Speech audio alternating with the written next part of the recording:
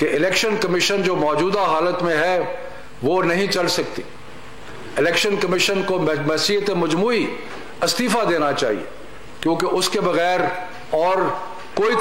तरीका नहीं है जिससे कोई एतमाद जो है वो बहाल हो सके। अगर सियासी जमातों का, सियासी लोगों का, बल्कि मुल्क के अवाम का इलेक्शन कमीशन पे अगर एतमाद नहीं होगा,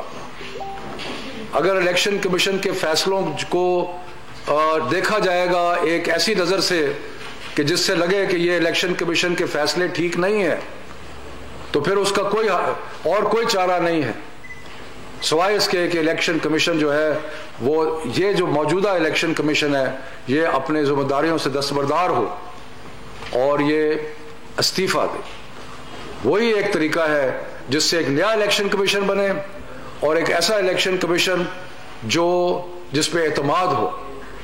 और हमें इंश्योर करना चाहिए उस इलेक्शन कमीशन को और हम सबको मिलके